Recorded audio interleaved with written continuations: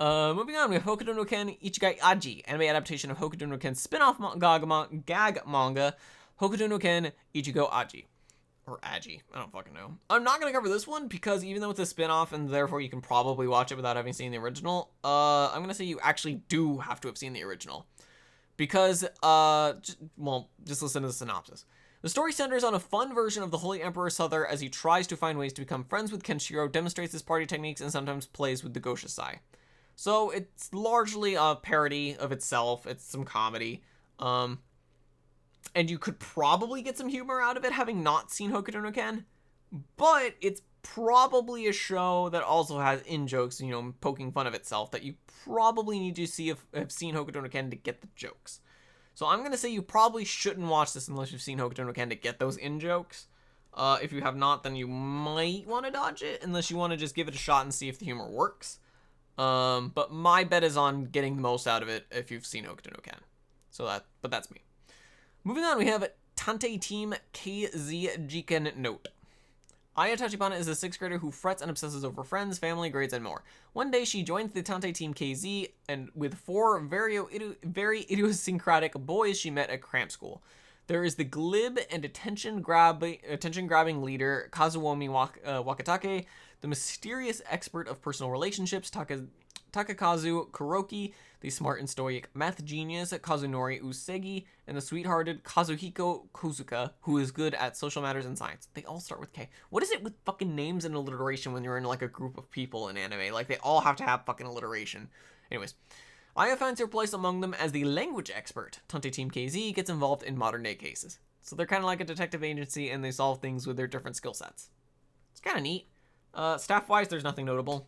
That's literally what I wrote. Nothing notable about staff. But that doesn't mean anything. Doesn't mean the show's gonna be mediocre. Doesn't mean the show's gonna be bad. Could be good. Could be bad. Could be mediocre. You don't know. Really, the staff is just to give you an idea of what you might be in for, given their previous works and what they're known for. Like, Mario Okada has a lot of popularity with her melodramatic work, so odds are things that she writes are going to be melodramatic in the same kind of tone. That's what the point of, me letting you know what the staff is. It doesn't inherently mean anything negative. Like, maybe, a director was on board for a bunch of shows they didn't fucking like, and finally they got a show that they do like, and they do a really good job. You never know with staff members. That's why even with this information I have, it's all still speculation. You never know how anything's gonna turn out. Sorry for that little rant, I wanted to mention that. Based on the promo art, it seems like it could be a short, and I tried to figure out if it was gonna be a short, but it's not listed yet, at least from where I looked, so... it might be a short, but it could also be a full show. We're decently at the point in the list where most of these are going to be full shows, so who knows. I'll give it a go. I kind of want to see because they're going to solve cases, so if the cases are written pretty well, then it could be interesting. Hey. Moving on, we have the longest title in the entire fucking season. Ora ga Ojo-sama Gakko ni Shomin Sample Toshiri gets Heart Sarataken. At least it's not that hard to pronounce. In the romantic, except I butchered it, but still. In the romantic comedy's story, an ordinary high school boy is kidnapped by an elite young ladies academy to be a sample of the common people. The school is full of sheltered girls who have never met male peers before. The first thing I thought when I saw this is it kind of reminded me of Shimeneta in like a commentary angle, because it goes in a little bit further on my anime list. The summary there is that the point is that, it's this elite school for these, fucking rich girls and shit like that. But the problem is they go into society and they don't know what to fucking do because they're isolated. So in a way, it kind of I thought of like Shimeneta in a like commentary style thing. I was like, that's interesting. But then I realized immediately after I thought that it's probably not a commentary in the style of Shimeneta. It's probably fucking stupid, especially given the fact that its tags are ecchi, the harem, whatever. It could still be interesting. I mean, a lot of shows get those tags even though they turn out to be okay, just because of like one fucking scene or something. You never know. A little bit more on this also is that the summary on Mal provided a little more context for the guy being kidnapped. The idea is that they needed someone to be in there to, expose them to a commoner and more so a male. But they didn't want to put the girls at risk. So either they think this dude's gay. So they specifically choose him because they think he's gay. And then he finds out that, because he's not, he finds out that if they find out that he's not gay, then they're probably going to castrate him to keep the girls safe so that he doesn't attack them. So he basically plays along with the whole "yep, I'm totally gay" kind of thing, and in and of itself is a premise that could lead to some interesting and funny comedy, but knowing Japan's usual shtick with this kind of thing probably won't turn out well. And it'll just be insensitive and stupid. Honestly, more of the case, it's probably just going to be like a one episode gag thing where they're going to be like, we got him because he's gay. And then he's going to be like, I'm not sure if, that's the case. And then he's going to think, he's like, oh God, they're going to castrate me. And then he's going to be like, nope, I'm totally gay. And then they're going to leave him alone. And then after that, he's never going to do, there's not going to be nothing about that ever again. He's just going to start hitting on the girls and stuff. He's probably like a pervert and he has to, because it makes sense. The whole idea is that he's, they think he's gay, but he's not. And then, and the idea is for him to not attack the girls. So it makes the most sense for his character to be someone who's perverted or is really interested in the girls. And therefore he has to stop himself from doing anything, towards them, because if they find out, then he's in trouble. That's basic story writing premise based on the materials given in the synopsis. Like, that's just probably how it's going to go. As far as staff goes, the director hasn't directed much, but he has episode directing across the board, and that's pretty much all I could find. Not much to go off of there.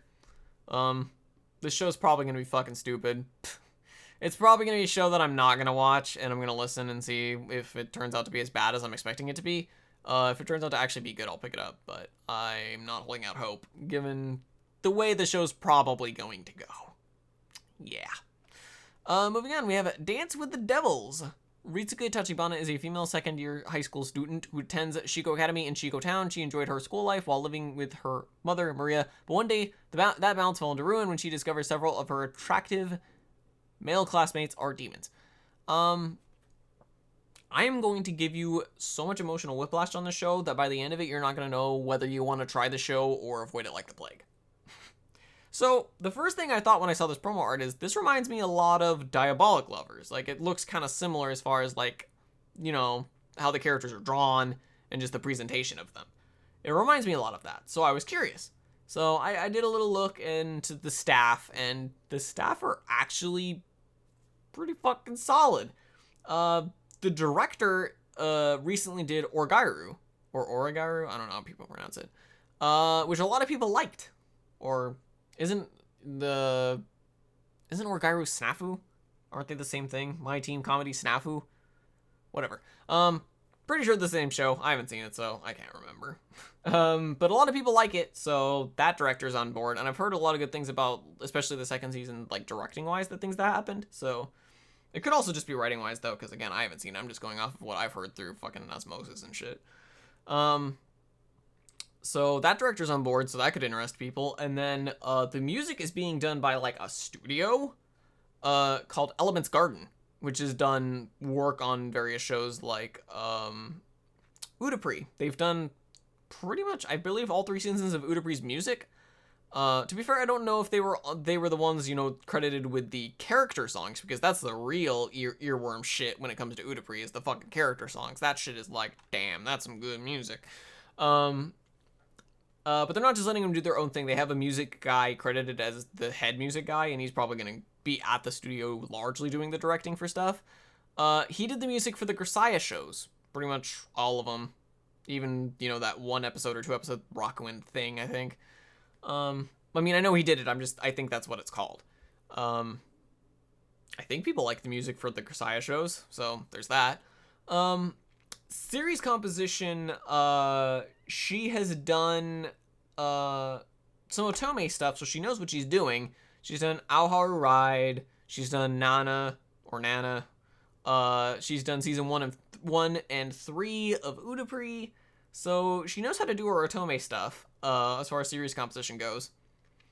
So, like, decent staff are on board for this, and it's like, alright, cool. And then I dug a little deeper. And there's an original creator listed. And I don't know if this is a studio or a person who's going under like a pseudonym. But it's a studio or a person named Rejet. And they are credited as the distributor or creator or whatever of Otome games. And they have one other game to their credit. Guess which one it is? Diabolic Lovers. Suddenly, the promo art makes sense. So, that's where the confusion comes in. A lot of good staff are on board for this. But it's from the guys who gave us Diabolic Lovers. Who the fuck knows how this show's gonna turn out? Who fucking knows? You know what? I just have to watch it just to see which side of the coin it ends on. But on the other hand, it's like, I really don't want to give it a go because it's probably not going to end well. So I'm trying to give you guys the same emotional whiplash that I have. I have no idea whether I should give this a go or avoid it like the plague. And now, maybe you have that same mindset, so hey. Moving on, we have Fushigina Somera-chan. The story follows the daily life of Somera-chan, a wielder of mysterious magical powers, and those around her. Wait, like she wields magical powers and people around her? Like she wields them, like she just picks them up? Or is it like saying just people around her that are like, oh man, Somera-chan, you've got some cool fucking powers, man. Yeah. Anyways, I looked up the staff. They've all pretty much mainly done work on shorts with like rare exceptions, so it's probably going to be a short. I don't know if I care enough based on that synopsis to even give it a go despite being a short, but whatever. I don't have much to say, so moving on. Sakuraku-san no Ashimoto ni wa shitai ga umateru. The story revolves around Shotaro Tadawaki and Sakurako Kujo. Shotaro is a normal high school student with a serious demeanor. Sakurako is an extraordinarily beautiful woman in her mid-20s from a rich family who loves beautiful bones, quote-unquote. The two live in the city of Ashikawa in Hokkaido, and they get involved in various incidents regarding bones. I remember seeing something about this, like, a fucking while ago, and now it's popping up. I don't know. I don't remember what I saw about it, though. Was it, like, a promo art or, like, a little, like, promo video? I don't know. I saw something about this. Anyways, the first noticeable thing about this is that it's being done by Studio Troika. And the only other show, or I guess technically shows to their credit, is Aldnoah Zero, seasons 1 and 2. So that's interesting. More stuff that's interesting is that, well, I guess this part is interesting, but the director's pretty much only done some episode directing on Batum and Servant X Service. Like, that's literally it. He's only done some episode directing on Batum and Servant X Service, like 2 episodes on each, and that's like all he's done so far. Well, what's interesting is that on series composition is Takeo Ikami. And if you don't know who that is, he's the guy who helped Ikuhara write Penguin Drum and Yurikuma Arashi. I think actually he was the like sole dude who wrote Penguin Drum, and then Ikuhara was like a co-writer with Yurikuma Arashi. I don't know. It could be the other way around, but I remember Ikuhara is not credited as the script on one of them. Or maybe that was... I don't fucking know. I should have written a bit more. But yeah, that dude who helped him write those, because he's credited as script on those shows, is on board for this, which is interesting. Because I still don't know how I feel about Ikuhara. Because his directing is almost a little too weird for my tastes. But writing-wise, there's a lot of things that I like with what he does. So having the guy who helped him write those on board for a show that Ikuhara isn't directing, and maybe a more bare-bones director is doing, could actually turn out to be quite interesting. Also, I just love the fucking Sakura pedals in that fucking promo material. It gets me every time. Any promo material with like a pretty Sakura tree in the background, I'm fucking sold. I love it. It's good stuff. Plus, it'll be interesting to see what Troika does after Aldnoah Zero, because I think they got a decent amount of money from Aldnoah Zero. So it'll be interesting to see what they do now that that's done. Moving on, we have Taimado Gakuen 35 at Shiken Shotai. And for some reason I was interested in this title, so I looked up the translation. And it translates to Anti-Magic Academy 35th Test Platoon, which will make more sense once I read the synopsis. The story is set in a world where people with magic powers are close to being wiped out. Takiro Kusanagi goes to Anti-Magic Academy, a training facility for Inquisitors of Heretics. Heretics? It's probably supposed to be heretics, who crack down on the dwindling threat posed by magic users. However, Takiro cannot use guns at all and can only fight with a sword. As a result, he is relegated to the 35th Test Platoon, the motley Small Fry Platoon, or for poor students. One day, Oka Utori, the ultra-elite pistol master who already has her qualifications for witch hunts, joins the platoon. So I read the synopsis quite a lot, and if I have this correctly, It's saying that the magic power users are almost wiped out, and then our main characters are part of a group that are still wiping out magic users. Well, I guess the idea is that it just says they crack down on the dwindling threat posed by magic users, so maybe they don't do anything, and then if a magic user tries to, like, get revenge because there's so few of them, they're like, fuck you guys, then the Inquisitors of Heretics stop them and stuff like that. But if they're hunting them down, like, should we really be following these guys? Like, they don't seem like the fucking good guys here in this situation. I feel more for the magic guys that are getting wiped the fuck out. But I don't know, I haven't seen the show. I only looked at a little bit of, like, episode discussion, which was actually not a discussion for volumes, and people seem to like it. It seems like there's some pretty intense, like, fights and shit that happen, which makes sense given that most of the team is, like, awful, and then they have, like, one good person who's, like, helping teach them, which is solid. You know, that's a solid character progression story. You know, you've got the F team that sucks dick at whatever they're supposed to be doing, and then, like, a good person shows up and tries to help them, and they have to figure out the best way to teach them to get better.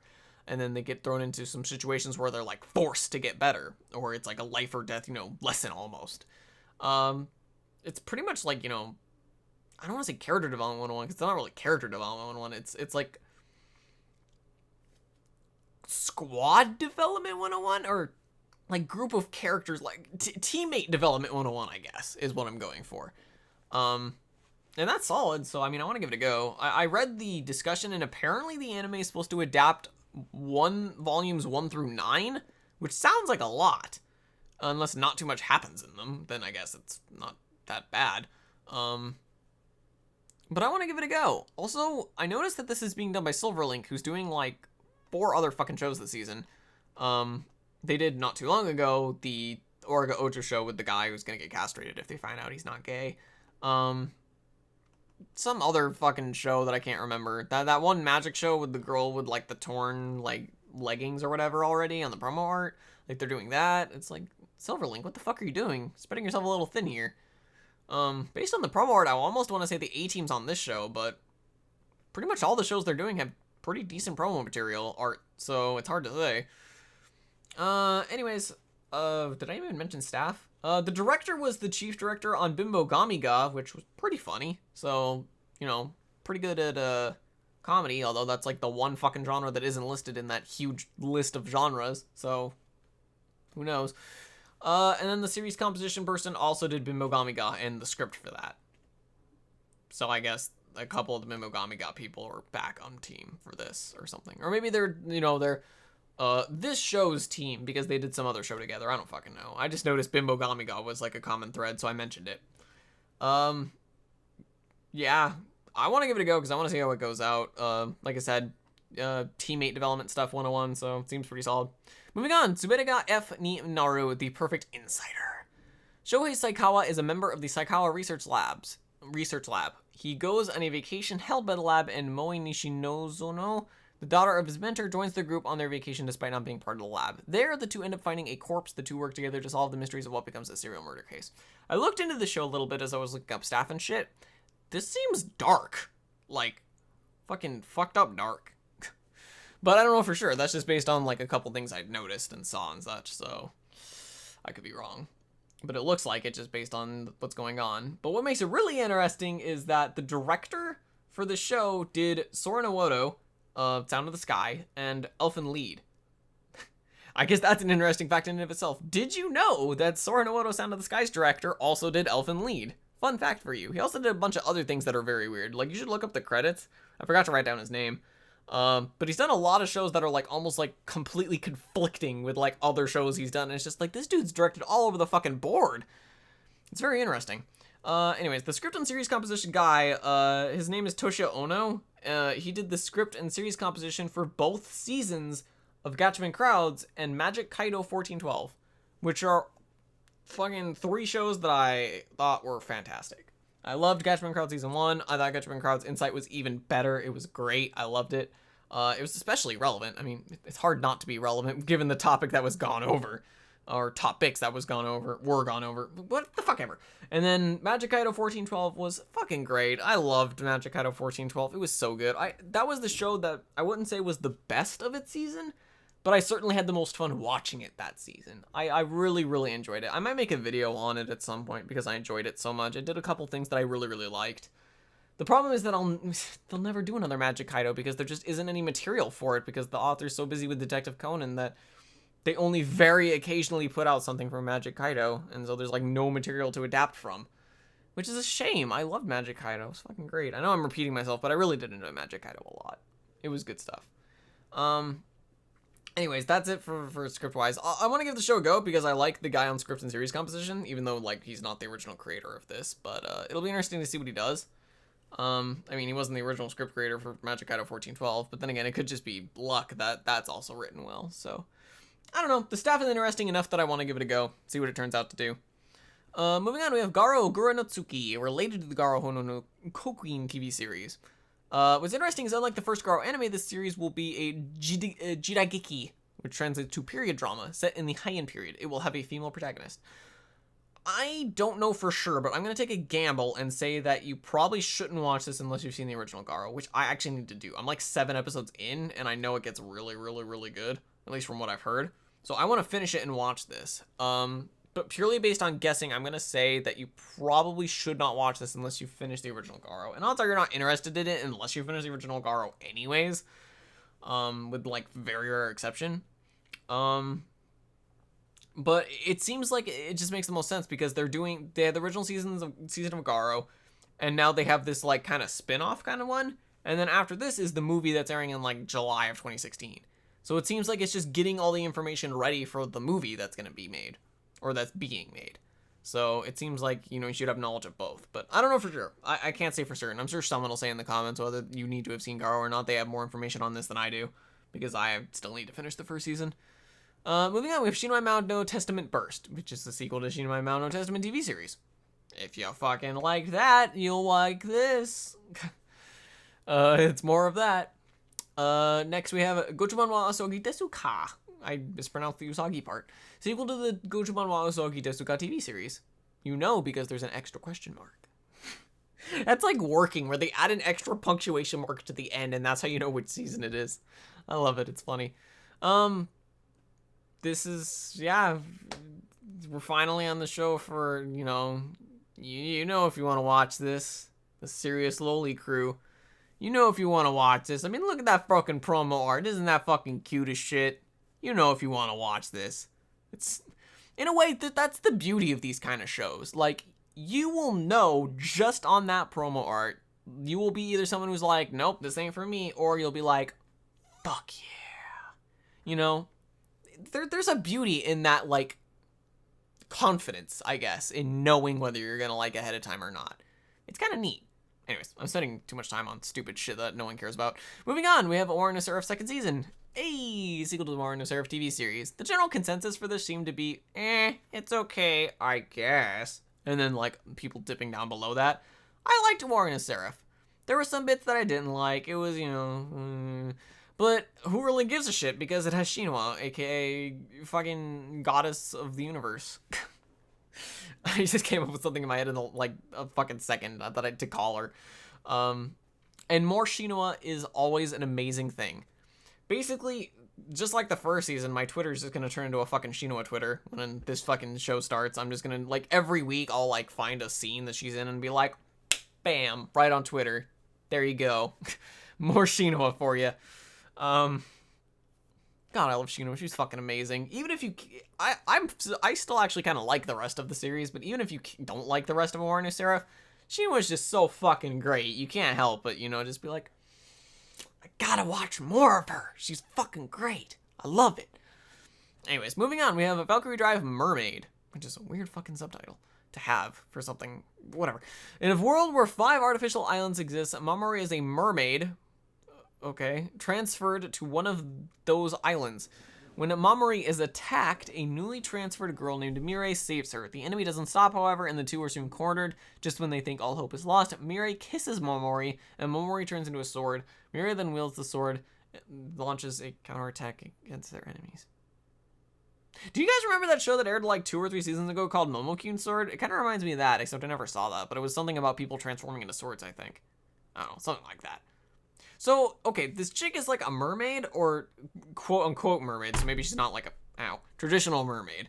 But she is supposedly some kind of mermaid. And then she meets this chick who's a transfer student who the transfer student kisses the mermaid and the mermaid becomes a sword. So the question is, does the transfer student have the power to transform people she kisses into swords? Or is it just a thing with mermaids that if they get kissed, they turn into swords? Like, which side is the source of this? What the fuck? Like, I almost need to see the show just so I can answer this, like, fucking burning question to me. Like, which one of them has the power? Maybe it's both of them. Maybe she can transform people into swords, and she transforms into a sword when she's kissed. So it like combines into like a fucking ultra sword. I don't fucking. I don't know. I'm spending way too much time thinking too hard about things that no one cares about, and wasting time. All you need to know is that, yeah, I don't fucking know. It's probably gonna be stupid. Maybe it's some giant metaphor for like rape. Like, she had her way with her because she kissed her, and then she turned into a sword, and she had her way with her, swinging her around, doing whatever she wanted. I don't fucking know.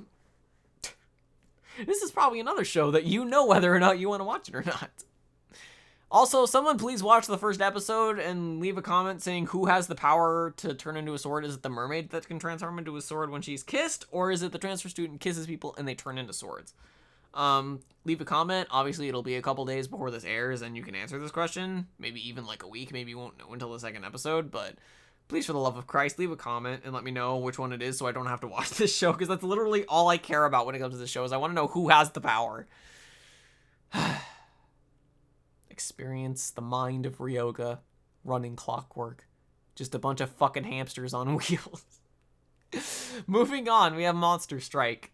And it's an anime adaptation of Mixie's mobile action role-playing game. Plot summary not available yet. That's fantastic. I could have looked up staff for this, but odds are you probably know if you want to watch this or not, or want to give it a shot or not.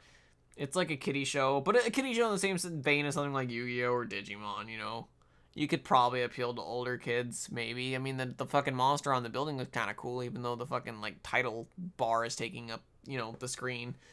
So it could be kind of interesting, but odds are you'll know if you want to give it a try or not already, so I just didn't care to look up the staff. Something I need to do more often. Shows that people know whether they're going to watch or not. I just don't bother. I already do it with sequels and shit. I just need to keep doing it with other shows that people will already know, even if they're not sequels and such. Moving on, we have Brave Beats. You can fucking tell based on that promo image if it's a show you're gonna give a shot or not. It's a kid's show. I mean, what the fuck do you expect? It's fucking genre list. One of his genre listing is music. The hell are you expecting? After that, we have another kid's show, which is Zodiac animals doing things apparently. It's whatever. And then we have more Card Fight Vanguard. If you watch Card Fight Vanguard, there's more Card Fight Vanguard for you. I almost can't say Card Fight Vanguard. It's almost like a tongue twister for some reason. I don't know. It's weird. And then after that, we have more World Trigger, but no one cares because that was the most boring show in the universe. After that, we have Kitsukigirata Kun 3. For some reason, this show about the blood types is, like, popular. I didn't know what the fuck I was looking at the first time I saw it. And then the second season had, like, the same promo art. And now this one is, like, almost like, you know, they're in suits and shit. It's like, what the fuck is going on? I don't know. If you watch the other seasons of it, here's more. And then after that, we have Anatori EX, which is probably a short because it's about some chick who's trying to get fit. And it's probably just going to be, like, sleeping with whoever her name is. It's going to be one of those kind of things, probably, where she exercises and serves as an exercise video for you. After that, we have Nekorodaya Nihon Iku, which is about, like, a cat having, like, weird fucking journeys or something, which is actually pretty fucking cool, and I'd watch it, but I would never be able to find it anywhere.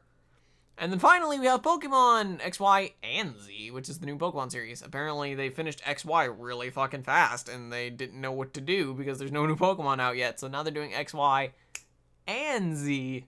Hey! And I don't know, maybe it's gonna go anime original, I don't fucking know. They're doing something. That's it. Woohoo, we finished. I don't think there's much else. There's specials airing that no one really cares about for the most part. Largely just spin-offs airing of whatever. No one really cares. Stuff.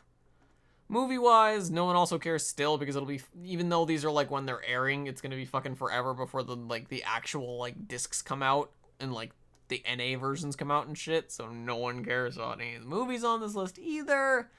It's whatever. There's nothing noticeable. I mean, the Digimon Adventure Try movie comes out in, like, later this year? Like, I don't fucking know when. Later this year, I think.